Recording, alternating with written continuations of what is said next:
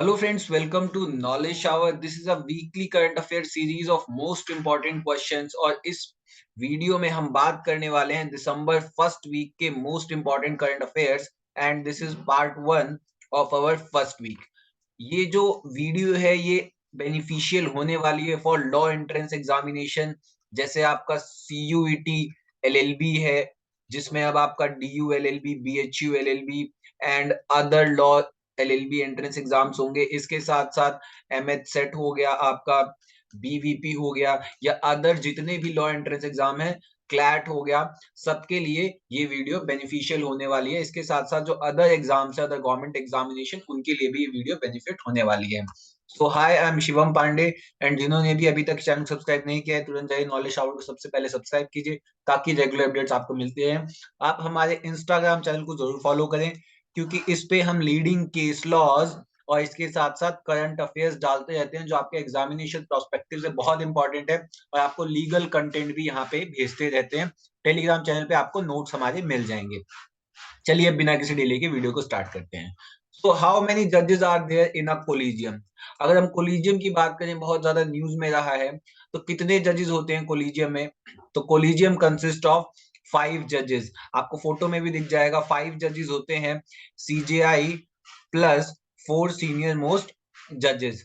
और अच्छा, ये जो 5 जजेस होते हैं, 5 जज बेंच जो होती है, 5 जज बेंच, उसको हम क्या बोलते हैं? उसको हम कॉन्स्टिट्यूशनल कॉन्स्टिट्यूशनल बेंच बोलते हैं। अब ध्यान देने वाली बात यह है कि यहाँ पे मैंने कोलिजियम बताया। कोलिजियम जो जजेस का अपॉइंटमेंट का सिस्टम होता है, जो जजेस अपॉइंट होते हैं वो कोलिजियम सिस्टम के थ्रू ही होते हैं। और इसमें कोलिजियम में कितने मेंबर होते हैं? 5 मेंबर होते हैं। एक CJI होता है एंड 4 अदर जजेस। अगर मैं बात करूं कोलिजियम सिस्टम की, सो इससे रिलेटेड 3 जज केस बड़ा इंपॉर्टेंट है। फर्स्ट जज केस जो 1981 में आया था, सेकंड जज केस 1993 में एंड थर्ड जज केस 1998। थर्ड जज केस था जिसमें ये कहा गया था कि जो कोलिजियम है ये 5 मेंबर बॉडी होगी। चलिए आगे बात करते हैं।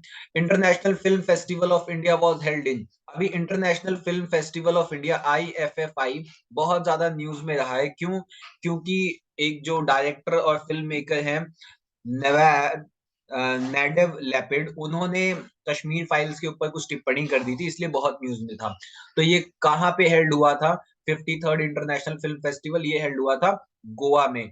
और अगर नेडेव लेपिड की अगर हम बात करें तो इन्होंने एक फिल्म बनाई थी सिनोनिमस, जिसको गोल्डन बियर अवार्ड मिला था in the 69 Berlin International film festival. Now the world's largest active volcano Hawaii Mauna Loa, ये वर्ल्ड्स लार्जेस्ट एक्टिव वॉल्केनो है हवाई माओलाओ। ये अभी रिसेंटली इरप्ट हो रहा है। कहाँ है और कौन सी कंट्री में है? So it is in US, that is United states of America.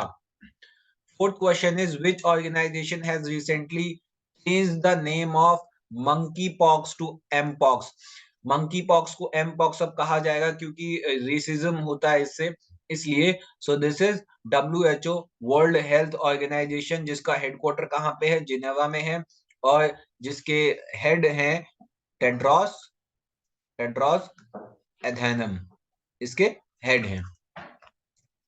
Now एक इंपॉर्टेंट इन्फॉर्मेशन मैं आपको बता दूं, हमने CUET LLB की क्लासेस चालू कर दी हैं। CUET LLB जिसमें DU LLB BHU LLB MH set और अदर लॉ एंट्रेंस एग्जाम की हम तैयारी कराते हैं। सो ये कोर्स आप ज्वाइन कर सकते हैं, केवल 5999 रुपीज के में है। ज्यादा जानकारी के लिए इस नंबर पे आप कांटेक्ट कर सकते हैं। चलिए अब आगे बात करते हैं। So who said arc of moral universe bend towards justice? So arc of moral universe bend towards justice का मतलब ये होता है कि भले ही आपको जस्टिस मिलने में देर हो जाए, लेकिन पूरा यूनिवर्स जो है वो ये जस्टिस दिलाने में आपको लग जाता है। वही है जो शाहरुख खान ने अपनी मूवी में कहा था कि आप जिस चीज को शिद्दत से चाहें वो आपको जरूर मिलती है। सो इट्स ऑल अबाउट कि अगर जस्टिस जो है भले ही डिले हो सकता है लेकिन मिलेगा आपको। ये किसने कहा था? ये कहा था मार्टिन लूथर किंग ने। नाउ ये बड़ा इंपॉर्टेंट क्वेश्चन है। इंडिया को अभी G20 की प्रेसिडेंसी मिली है ऑन 1 दिसंबर 2022। ये डेट भी आप याद कर लीजिएगा। 1 दिसंबर 2022 को इंडिया को G20 की प्रेसिडेंसी मिली है। सो ये उसको कौन सी कंट्री से मिली है? सो ये प्रेसिडेंसी मिली है उसको इंडोनेशिया से। अभी रिसेंटली इंडोनेशिया में समिट था, और इस बार जो इंडोनेशिया में समिट था, इसका थीम क्या था? Recover together, recover stronger. ये 2022 का थीम था। अब हमारे यहाँ जब भारत में 2023 में होगा तो उसका थीम क्या होगा? हमारा थीम होगा वसुधैव कुटुंबकम, जिसको अगर हम देखें तो ये this is one earth one family one future. This will be the theme of 2023 G20 summit. अब आप कहेंगे G20 समिट में कौन कौन से देश हैं? तो G20 समिट में ये सारे देश हैं, और इसमें इंपॉर्टेंट चीज ये है कि आप ये जरूर देख लें कि रशिया जो है वो भी G20 का पार्ट है। सो ये कंट्रीज आप जरूर देख लें, पेपर में आ सकता है। Now, which word has been chosen by the public as the word of the year 2022 by the Oxford Dictionary? So, word of the year 2022 by the Oxford Dictionary कौन सा word चुना गया है? So, it is goblin mode.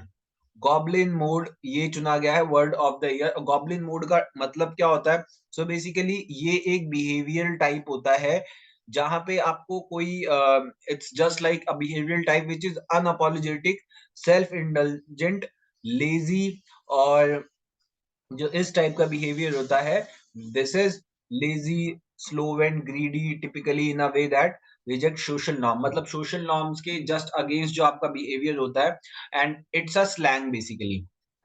So this is goblin mode.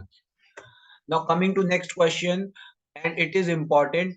India first gold ATM, ये अभी recently जो है India का पहला गोल्ड एटीएम लगा है। सो ये कहाँ पे लगा है, कहाँ पे लॉन्च हुआ है? So it is launched in Hyderabad. और अगर इसकी हम बात करें, ये गोल्ड गोल्ड कॉइन करके कंपनी है, उन्होंने ये एटीएम जो है वो लॉन्च किया है। Now, India is expected to receive a record remittance of how much dollar? और ये वर्ल्ड की सबसे हाईएस्ट रेमिटेंस, मतलब हमें इस बार दुनिया में सबसे ज्यादा रेमिटेंस मिलने वाली है। रेमिटेंस क्या होता है? रेमिटेंस होता है कि हमारे देश के बाहर जो लोग जाते हैं कमाने, मान लीजिए इंडिया से कोई यूएस गया है कमाने, तो वहां से अगर कोई पैसा भेजता है तो वह एज अ रेमिटेंस आती है, उसको हम बोलते हैं रेमिटेंस। सो भारत को इस बार कितना रेमिटेंस मिलने वाला है? रिकॉर्ड तोड़ रेमिटेंस मिलेगा, और हाईएस्ट इन द वर्ल्ड मिलेगा, वो है $100 billion. It is very much. $100 billion मिलेगा, जो बहुत ही ज्यादा है। नाउ नासा की आर्टेमिस 1 ओरियन कैप्सूल है, उसने अभी सबसे ज्यादा डिस्टेंस ट्रेवल किया है स्पेस में। और वो डिस्टेंस कितना है, कितना ट्रेवल किया है उन्होंने? सो उन्होंने डिस्टेंस ट्रेवल किया है आर्टेमिस 1 ओरियन ने 4,01,798 kilometers. This is the distance which Artemis 1 Orion has traveled. ये भी बहुत इंपॉर्टेंट है। नासा की बात करें, इसका हेडक्वार्टर कहाँ पे है? वॉशिंगटन डीसी में इसका हेडक्वार्टर है। Now world's first ever astronaut with disability, जो अभी स्पेस में जाएंगे, सो उनका नाम क्या है? सो उनका नाम है जॉन मैकफॉल। ये पहले एस्ट्रोनॉट बनेंगे, ये यूके के हैं, जो पर्सन विद डिसेबिलिटी हैं और स्पेस में जाएंगे। Thank you so much for watching. Please subscribe and share and wait for the next part. Thank you so much.